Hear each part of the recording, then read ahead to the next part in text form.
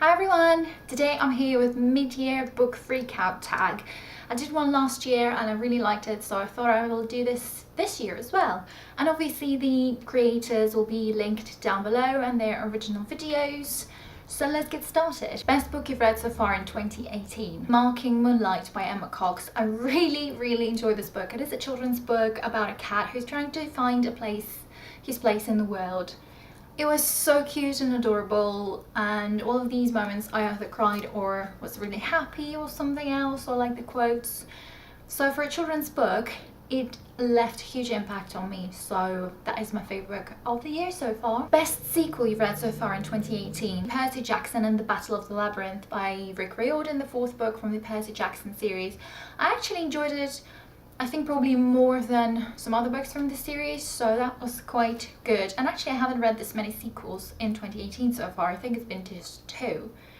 So this one was the best. New release you haven't read yet but want to. That would be The Hazelwood, I think. I can't remember the author at the moment. But it just sounds so appealing to me, and it sounds like something that I would absolutely enjoy. As far as I know, it is a story about this girl who goes to search for someone in Hazelwood, and all of the tales that her grandmother told her actually seem to be true, so it sounds really cool, and I would love to read that one. Most anticipated release for the second half of the year, I think that will be The Muse of Nightmares by Laini Taylor, the sequel to Strange the Dreamer. I would really love to read that one. Biggest disappointment, that will be A Journey from Scaoria by Candy Wyatt. I was sent this book, an e-copy of it, for a review. That was a children's book. I thought it was going to be sort of fantasy book, but it definitely, well, it was, but it was so boring. I didn't enjoy it. And I thought the premise sounded really good about this girl who came to Scaoria by accident, and now she was trying to find her way back to the human beings.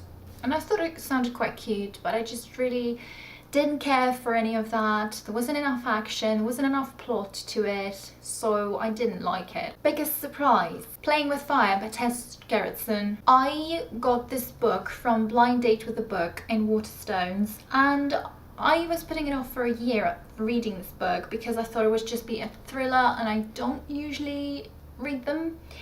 But when I read it, I really enjoyed it. It appeared to be, it is kind of a thriller, but at the same time there is kind of a mystery element in it as well.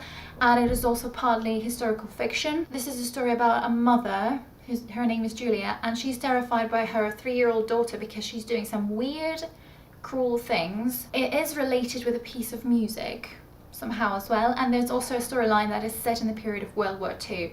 I really enjoyed this book, and I did a full review on it, so if you're interested, the link will be down below as well. But it was such a good surprise for me. I really enjoyed it, and I didn't expect I would like this book as much as I did. Favorite new author, debut or new to you? I would say probably Laini Taylor. I've only read Strange the Dreamer by her, but the writing style was so beautiful, and I've heard good things about her other trilogy, The Daughter of Smoke and Bone, so I would really like to start that one as well and see if I like it or not. But yeah, I think Laini Taylor for that question. Newest fictional crush. I don't have book crushes, but the closest to that would be, I can't remember his name now, is it Ryden, something like that, from Daughter of the Pirate King.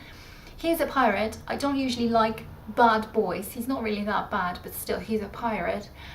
But in this book, I'm just really enjoying reading about him at this point when I'm in several chapters in, 8 chapters in, so I don't know if he'll change, if my opinion will change on him, but at the moment I'm just really enjoying reading about him. Newest favourite character. I actually couldn't decide between the two, and both of them are from the same book, The School for Good and Evil by Someone Chainani. I really liked both of these girls, Sophie and Agatha.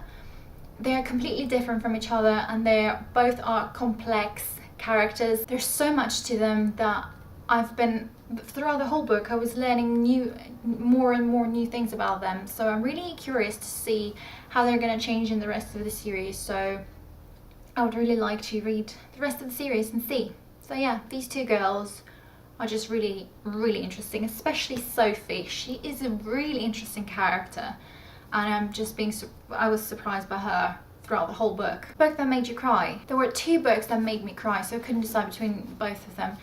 Playing with Fire and Marking Moonlight. Cried in both of those. Book that made you happy. I actually struggled to find a book that made me happy for this half a year, but the closest to that will be Moondial by Helen Cresswell. First of all, I really liked the atmosphere. I kind of like this gothic-y sort of ghost sort of atmosphere set in the past in a sort of manor or house or something like that, and this was exactly that. So I really enjoyed books like that, and there were a couple of moments that made me happy, so that's my choice for this question. Favorite book to film adaptation that you've watched this year? I haven't actually seen any films this year, I don't think, so I don't have an answer for that. Favorite review you've done so far? I haven't done many, but my favorite would be Playing with Fire, again, because I thought I expressed my thoughts in a really good way, and I've mentioned everything I wanted, and it wasn't even a long review, so I'm quite proud of that one. Most beautiful book you bought this year? A Christmas Carol by Charles Dickens. I love the purple and the black, my favourite combination ever, and the black sprayed edges. I really like this book. I think it's really, really pretty, so I'm quite proud to have it. The last questions. What books do you need to read by the end of the year? Really anything that I've got on my TBR shelf, which is just behind me, these ones. So any of those would be perfect, and obviously the ones that I'm going to be buying at some point soon would be perfect as well. So that's the end of the tag. I hope you enjoyed this video. Thank you for watching. Bye!